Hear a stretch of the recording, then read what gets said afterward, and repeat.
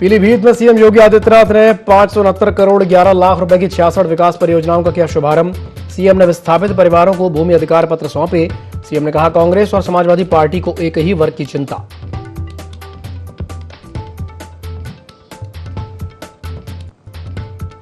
लखनऊ में deputy CM Brajesh Pathak के आवास पर लगा जनता दरबार। विभिन्न जिलों से पहुंचे फरियादियों ने रखी शिकायतें। जमीन, पुलिस, राजस्व और स्वास्थ्य से जुड़े मामलों की होगी सुनवाई।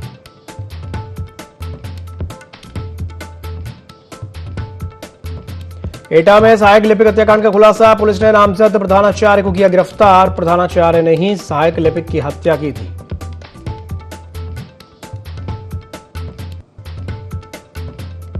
लखीमपुर खीरी में 5 शातिर चोर पुलिस गिरफ्त में। चोरों से 6 चोरी की वारदातों का खुलासा। लाखों की जेवरात बरामद।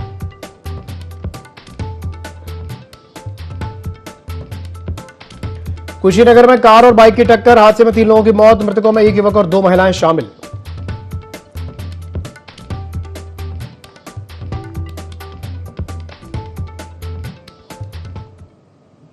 नमस्कार, ID24 में आप सभी का स्वागत है। मैं हूं आपके साथ दिव्यांशु जोशी। तो चलिए आपको सीधा लिए चलते हैं मुरादाबाद, जहां पर सीएम योगी आदित्यनाथ लाइव हैं और 365 करोड़ से अधिक की 63 विकास परियोजनाओं का शिलान्यास कर रहे हैं। इनके लिए कुछ और स्कीम हम लेकर के जाएं, लेकिन मुझे इस कार्यक्रम को संपन्न करने के बाद आप सबसे संवाद बनाने का भी अवसर प्राप्त हो रहा है और इसी बहाने सैकड़ों करोड़ रुपए की जो परियोजनाएं थी उनका लोकार्पण और शिलान्यास का भी सौभाग्य प्राप्त हो रहा है। मैं इस अवसर पर ज्येष्ठ पूर्णिमा के इस पावन पर्व पर आप सबको इन परियोजनाओं के भी लोकार्पण और शिलान्यास के अवसर पर हृदय से बधाई देता हूं। बहनों और भाइयों,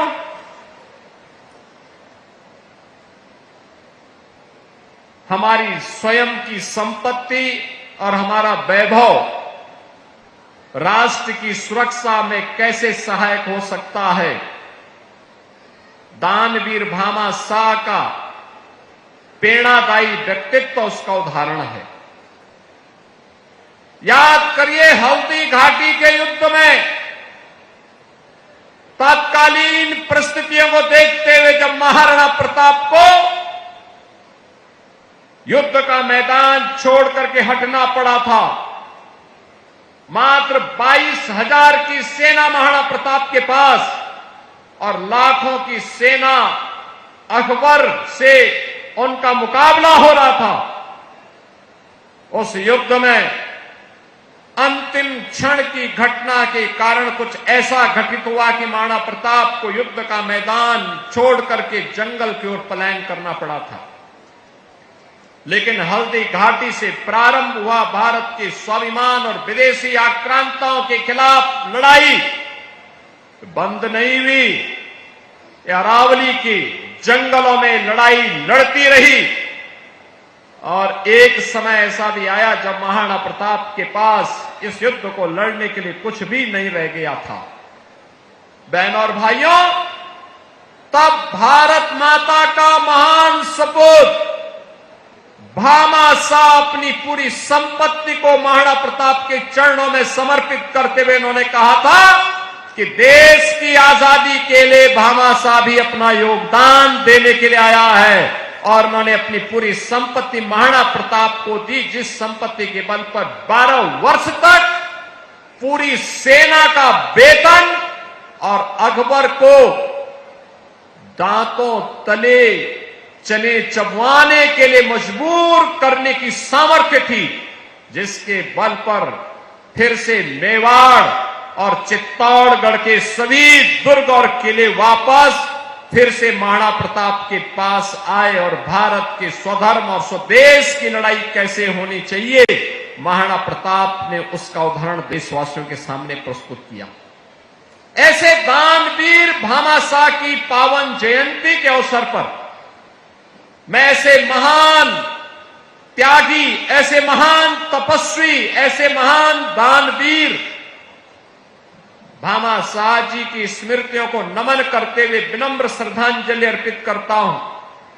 अपने व्यापारी बंधुओं को, प्रदेश भर के व्यापारी बंधुओं को, उद्यमियों को इस दिवस की बधाई देता हूं और व्यापारी कल्याण दिवस के अवसर पर मुझे बताते हुए प्रसन्नता है कि जो भी उद्यमी या व्यापारी जीएसटी में अपना रजिस्ट्रेशन कराता है, हमारी डबल इंजन की सरकार उसे 10 लाख रुपए की बीमा कवर भी देता। अगर उसके साथ कोई घटना दुर्घटना होती है तो सरकार की तरफ से हम 10 लाख रुपए उस परिवार को सहायता स्वरूप उपलब्ध करवाते हैं।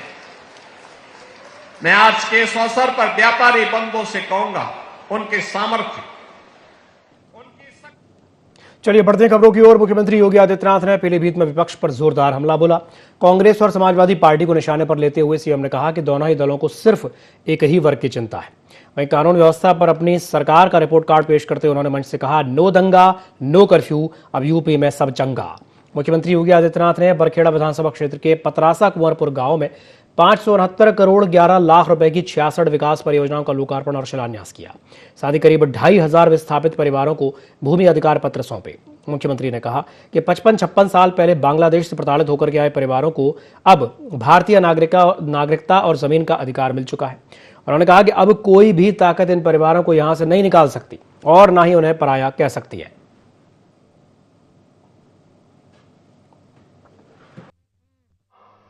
जब माफिया सिर तान करके चलता था, सीना तान करके चलता था, थानों पे कब्जा करता था, तहसीलों में उधमबाजी करते थे, किसी भी गरीब की जमीन पर कब्जा कर लेते थे, विकास की योजना को नहीं पूरा होने देते थे, बेटी और बहनों की इज्जत के साथ खिलवाड़ करते थे, व्यापारियों का जीना हराम करते थे, उद्यम नहीं आने देते थे। और अगर कहीं जब दंगे होते थे तो दंगाइयों को मुख्यमंत्री सरकारी जहाज से बुला करके अपने आवास में सम्मान करते थे। यह होता था 2017 के पहले। बहन और भाइयों, अब यूपी में दंगा नहीं होता है। नो दंगा नो कर्फ्यू, यूपी में अब सब चंगा, माफिया मुक्त, उपद्रव मुक्त, कर्फ्यू मुक्त। जो माफिया पहले सीना तान करके चलते थे, आज गले में तख्ती लटका करके चलते हैं कि साहब जान बकस दो, बस एक बार अब जान बकस दो, अब आगे हम ठेला लगा करके पेट भर लेंगे लेकिन कहीं गुंडागिर्दी नहीं करेंगे। हमारी प्रतिबद्धता गरीब के लिए है, हमारी प्रतिबद्धता युवा के लिए है, हमारी प्रतिबद्धता बहन और बेटियों की सुरक्षा के लिए है, हमारी प्रतिबद्धता व्यापारियों की सुरक्षा के लिए है, अन्नदाता किसानों की खुशहाली के लिए है। हमारी प्रतिबद्धता किसी गुंडा माफिया के प्रति नहीं हो सकती है और हम उसको कोई संरक्षण भी न देंगे न देने देंगे। और इसीलिए बहनों और भाइयों, आज आप सबको मैं कहने के लिए आया हूं, ये मेडिकल कॉलेज पहले भी बन सकते थे, विजन नहीं था।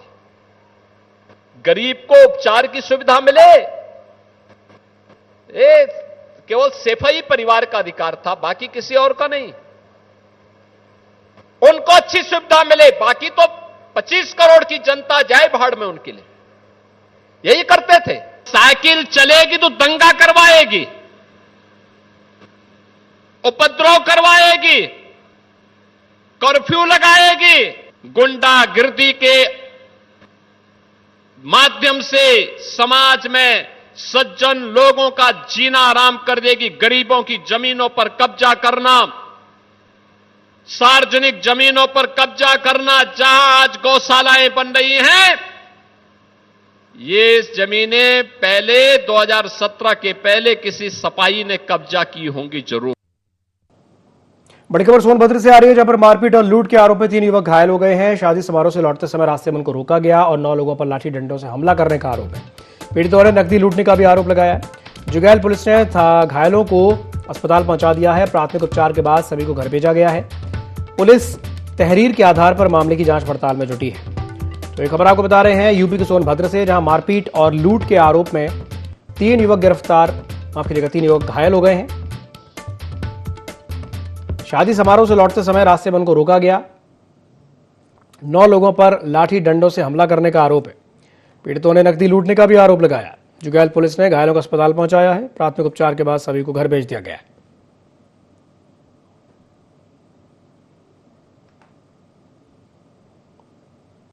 तभी अचानक एक ही बाइक पर तीनों लोग सवार थे, तब लाठी से दूसरे पार्टी लोग इस पर वार किया। तीनों की चोट आई है, इसको ट्रीटमेंट किया गया है और मेडिकल बनाया गया है। गंभीर चोट नहीं है। बड़ी खबर लखनऊ से, जहां पर विकास नगर में जूते चप्पल की दुकान में आग लग गई। महावीर इंटर कॉलेज के पास ये घटना हुई है, जहां दमकल की कई गाड़ियां आग बुझाने में जुटी हैं। एहतियात के तौर पर आसपास की दुकानों को खाली करा लिया गया है। पुलिस और फायर विभाग मौके पर मौजूद है। आग लगने का कारण अभी स्पष्ट नहीं है। आग पर काबू पाने के प्रयास जारी हैं। तो ये खबर आपको बता रहे हैं लखनऊ से, जहां विकास नगर में जूते चप्पल की दुकान में आग लग गई। महावीर इंटर कॉलेज के पास ही घटना घटित हुई है। दमकल की कई गाड़ियां आग बुझाने में जुटी हुई हैं। एहतियात के तौर पर आसपास की सभी दुकानों को खाली कराया गया है। पुलिस और फायर विभाग की टीम वहां पर मौजूद है। आग क्यों लगी, किस वजह से लगी, फिलहाल ये स्पष्ट नहीं है। आग पर काबू पाने का प्रयास जारी है।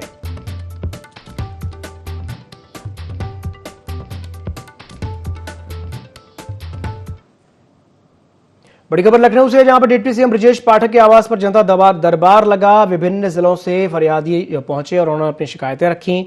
जमीन, पुलिस, राजस्व और स्वास्थ्य से जुड़े हुए मामलों की सुनवाई हुई। अधिकारियों को समयबद्ध कार्रवाई के निर्देश दिए गए हैं। कई लोगों ने सीधे उप मुख्यमंत्री से मुलाकात की है। बड़ी संख्या में फरियादी पहुंचे। जनता दरबार में समस्याओं का निस्तारण किया गया। तो एक खबर आपको बता रहे हैं लखनऊ से, जहां डिप्टी सीएम ब्रजेश पाठक के आवास पर जनता दरबार लगाया गया। बड़ी संख्या में फरियादी अपनी शिकायतें लेकर के पहुंचे। अलग अलग जिलों से फरियादी पहुंचे थे, जिन्होंने अपनी शिकायतें रखी। जमीन, पुलिस, राजस्व और स्वास्थ्य से जुड़े मामलों की सुनवाई हुई है। अधिकारियों को समयबद्ध कार्रवाई के निर्देश डिप्टी सीएम ब्रजेश पाठक ने दिए हैं और कई लोगों ने सीधे डिप्टी सीएम से मुलाकात की है। बड़ी संख्या में फरियादी पहुंचे हैं। जनता दरबार में समस्याओं का निस्तारण किया गया। हत्याकांड का खुलासा हुआ है, जहां प्रधानाचार्य गिरफ्तार हो गए हैं। राहुल पांडे हत्याकांड में पुलिस ने नामजद प्रधानाचार्य को गिरफ्तार कर लिया। गले में रस्सा डालकर के प्रधानाचार्य ने सहायक लिपिक की हत्या की थी। हत्या के बाद शव कार में रखकर के कासगंज के पटियाली क्षेत्र में छोड़ दिया था। विद्यालय प्रबंधन को लेकर के दोनों के बीच लंबे समय से विवाद चल रहा था। मृतक राहुल पांडे माधवानंद इंटर कॉलेज कसेला में सहायक लिपिक थे। पिता की तहरीर पर मुकदमा दर्ज करके पुलिस ने त्वरित कार्रवाई की है। पुलिस मामले में अन्य पहलुओं से भी गहन जांच में जुटी है।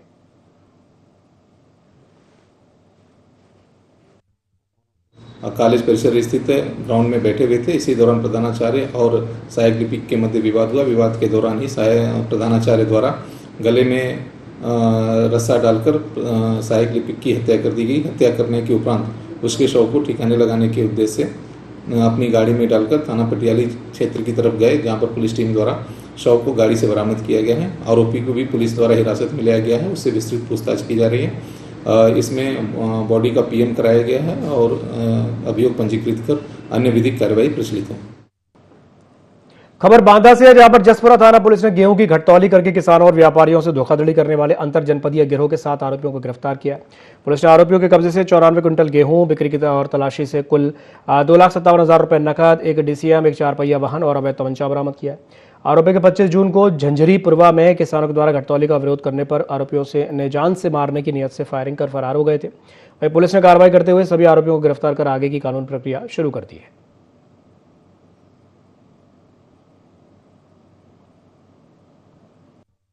ग्राम झंझरीपुरवा, थाना जसपुरा में ये सूचना प्राप्त हो रही थी कि एक अजय गिरोह आसपास के क्षेत्रों से बड़ी मात्रा में गेहूं खरीदने के नाम पे घटतौली करते हुए आर्थिक लाभ प्राप्त कर रहा है। जब ग्रामीणों ने इसका विरोध किया तो सदस्यों ने ग्रामीणों पे फायर कर दिया। पुख्त सूचना मिलते ही त्वरित रूप से कार्रवाई करते हुए थाना पुलिस ने सभी सदस्यों को समुचित न्यूनतम बल का प्रयोग करते हुए गिरफ्तार कर लिया। साथ ही घटना में प्रयुक्त असलहे, घटतौली किए गए गेहूं, रुपए और परिवहन में प्रयुक्त वाहन को भी कब्जे में ले लिया गया है। सभी अभियुक्तों पे समुचित धाराओं में एफआईआर पंजीकृत कर माननीय न्यायालय भेजकर रिमांड प्राप्त कर लिया गया है। अग्रिम वैधानिक कार्रवाई प्रचलित। खबर प्रतापगढ़ के नगर कोतवाली से है, जहां पर पुलिस ने अवैध मादक पदार्थों के खिलाफ कार्रवाई करते हुए एक बीजेपी नेता समेत 2 लोगों को करीब 100 ग्राम स्मैक के साथ गिरफ्तार किया। पुलिस के अनुसार बरामद स्मैक की कीमत लगभग 10 से 15 लाख रुपए की गई है। मुखबिर की सूचना पर सैया बांध रेलवे पुलिस के पास घेराबंदी करके दोनों आरोपियों को पकड़ा गया। पुलिस ने मामला दर्ज कर आगे की कानूनी कार्रवाई शुरू कर दी है।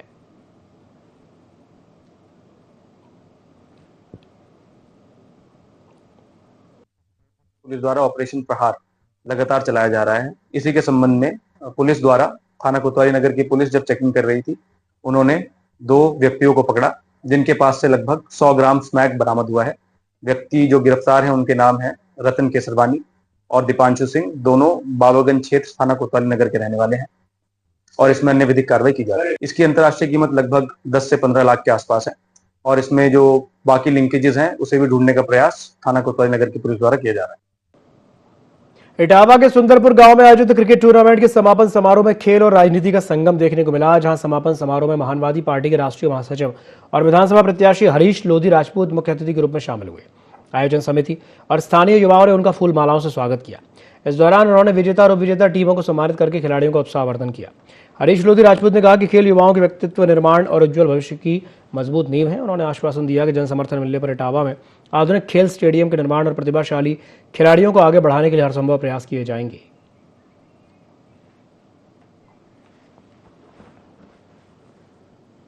बड़ी खबर रायपुर से, जहां पर तालाब में एक मगरमच्छ निकल पड़ा। सिंभावली थाना क्षेत्र के हरोड़ा गांव के पास मगरमच्छ देखा गया है। सूचना मिलते ही पुलिस और वन विभाग की टीम मौके पर पहुंची और वन विभाग की टीम ने कड़ी मशक्कत के बाद मगरमच्छ को रेस्क्यू किया है। रेस्क्यू के बाद मगरमच्छ को सुरक्षित स्थान पर छोड़ दिया गया है। सिंभावली क्षेत्र के हरोड़ा गांव का यह मामला बताया जा रहा है। तो ये बड़ी खबर आपको बता रहे हैं हापुड़ से, जहां तालाब में एक मगरमच्छ मिला है। सिंभावली क्षेत्र के हरोड़ा गांव के पास मगरमच्छ देखा गया है। सूचना मिलते ही मौके पर वन विभाग की टीम भी पहुंची है। वन विभाग की टीम ने कड़ी मशक्कत के बाद मगरमच्छ को रेस्क्यू किया। तो इन तस्वीरों में देखा जा सकता है कि ये जो प्राणी इन तस्वीरों में दिख रहा है, एक मगरमच्छ है और उसका मुंह बांध दिया गया है।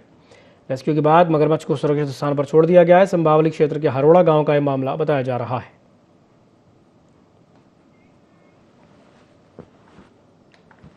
खबर गोरखपुर से है, जहां पर एसटीएफ और एम्स थाना पुलिस की संयुक्त टीम ने अवैध हथियारों की तस्करी के खिलाफ बड़ी कार्रवाई करते हुए 3 आरोपियों को गिरफ्तार किया है। पुलिस ने आरोपियों के कब्जे से एक अवैध पिस्टल, 2 तमंचे, 14 जिंदा कारतूस और 1 मैगजीन बरामद किया। गिरफ्तार आरोपियों की पहचान बिहार के सिवान के रहने वाले सचिन शर्मा, मंजीत कुमार सिंह और सौरभ शुक्ला के रूप में हुई है। एसपी सिटी निमिष पाटिल के अनुसार पूछताछ में आरोपी ने बताया कि वे बिहार के सिवान और गोपालगंज से अवैध हथियार खरीद करके गोरखपुर में मुनाफे पर बेचते थे। फिलहाल पुलिस अब इस पूरे नेटवर्क से जुड़े अन्य तस्करों की तलाश में जुटी है।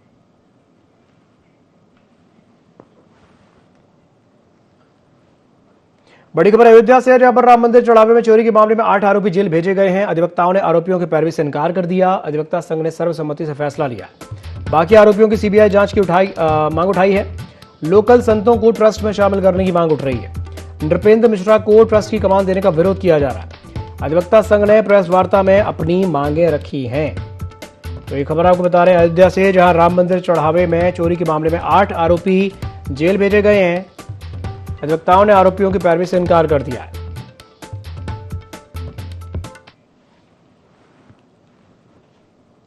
बड़ी खबर रायपुर से आ रही है, जहां पर रोडवेज बस ने प्राइवेट बस को टक्कर मार दी। हादसे में 18 लड़कियां घायल हो गई हैं। सभी नौकरी के लिए बस से जा रही थी। घायलों को अस्पताल में भर्ती कराया गया है। हादसे के बाद हाईवे पर अफरा तफरी मच गई। मदरसन कंपनी की बस हादसे का शिकार हुई है। निजामपुर के पास नगर कोतवाली क्षेत्र का यह मामला बताया जा रहा है।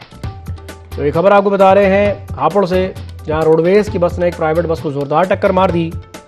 हादसे में 18 लड़कियां घायल हो गई हैं और ये सभी लड़कियां नौकरी के लिए जा रही थीं। घायलों को अस्पताल में भर्ती कराया गया है। हादसे के बाद हाईवे पर अफरा तफरी मच गई। मदरसन कंपनी की जो बस है वो हादसे का शिकार हुई है। निजामपुर के पास नगर कोतवाली क्षेत्र का यह मामला बताया जा रहा है।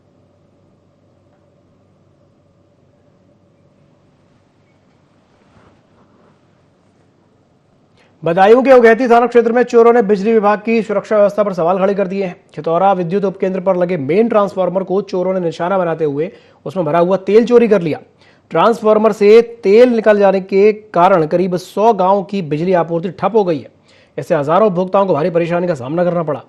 घटना उगैती थाना क्षेत्र के खितौरा विद्युत उपकेंद्र की है। बताया जा रहा है कि चोर उपकेंद्र की पिछली दीवार फांद करके अंदर घुसे और मेन ट्रांसफार्मर से तेल निकाल करके फरार हो गए। और हैरानी की बात तो यह है कि घटना उस समय हुई जब उपकेंद्र पर विद्युत कर्मी भी मौजूद थे, लेकिन चोर वारदात को अंजाम देकर आसानी से निकल गए। ट्रांसफार्मर से तेल चोरी होने के बाद खितौरा बिजली घर से जुड़े लगभग 100 गांवों की बिजली आपूर्ति पूरी तरह से बाधित हो गई है। बिजली गुल होने से ग्रामीणों को पेयजल, घरेलू कार्य और खेती से जुड़े कामों में दिक्कतों का सामना करना पड़ रहा है। विभाग अब ट्रांसफार्मर में दोबारा तेल भरवा करके जल्द आपूर्ति बहाल करने की कोशिश में जुटा है।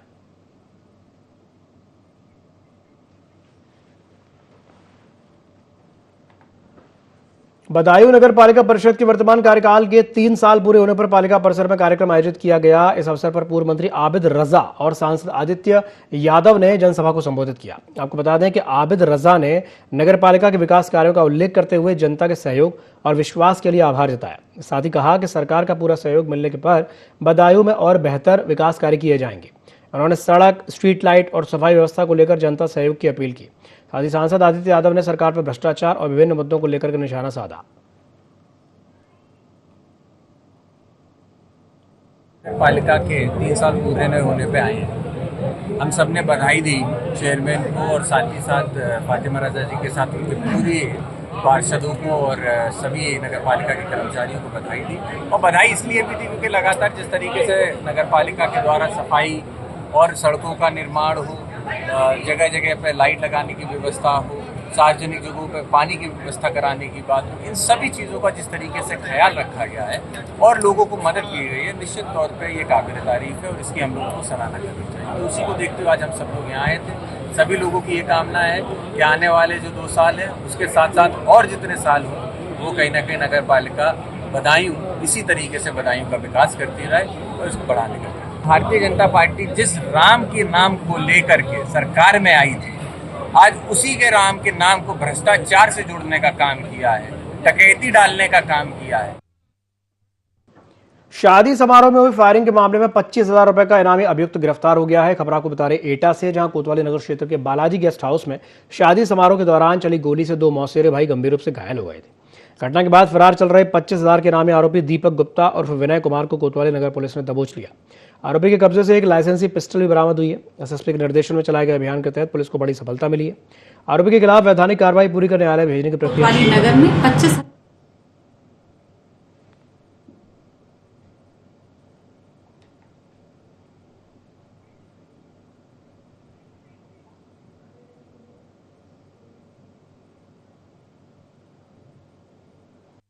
कोतवाली नगर में 25,000 का इनामिया दीपक गुप्ता, जिसको पूर्व में मुकदमा पंजीकृत किया गया था, जिसके तहत उसे मैं लाइसेंस पिस्टल के साथ आज गिरफ्तार कर पुलिस द्वारा जेल भेजा जा रहा है। अन्य वैधानिक कार्रवाई भी। इस पर आरोप ये था कि एक शादी का समारोह था जहां पर लाइसेंसी पिस्टल के द्वारा फायरिंग हुई थी, जिसमें 2 लड़के उन्हीं के घर के घायल हो गए थे।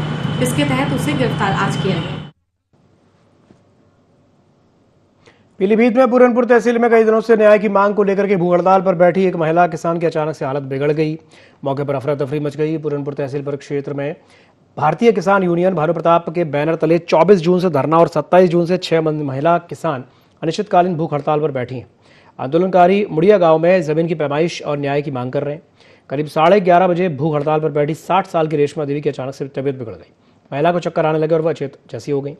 मौके पर मौजूद लोगों ने उन्हें चम्मच से पानी पिलाने की कोशिश की। घटना के बाद तहसील परिसर में अफरा तफरी का माहौल बन गया। वीडियो वायरल होने के बाद सामुदायिक स्वास्थ्य केंद्र की मेडिकल टीम मौके पर पहुंची और प्राथमिक उपचार किया। डॉक्टरों ने महिला की हालत गंभीर बताते हुए जिला अस्पताल रेफर करने की सलाह दी है, लेकिन परिजनों और प्रदर्शनकारियों ने अस्पताल ले जाने से इनकार कर दिया।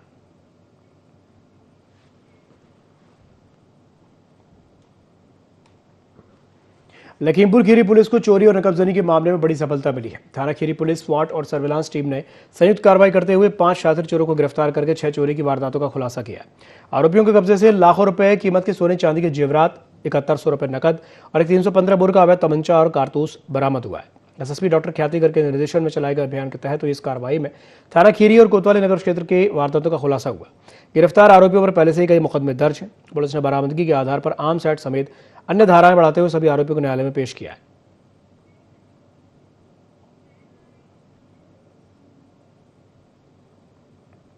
लखनऊ में डीसीपी ट्रैफिक की मेहनत पर जिम्मेदार पानी फेर रहे हैं। हजरतगंज चौराहे को जाम मुक्त बनाने के लिए डीसीपी के काम की सराहना की जा रही है, लेकिन चौराहे पर बैरिकेडिंग के बावजूद रॉन्ग साइड वाहन दौड़ रहे हैं। हजरतगंज में ट्रैफिक व्यवस्था को बदहाल तैनात कर्मी ही कर रहे हैं। डीसीपी की सख्ती के बाद भी जिम्मेदारों पर असर नहीं है। अभी भी सीसीडी के पास वाहन रॉन्ग साइड निकलते हुए नजर आ रहे हैं।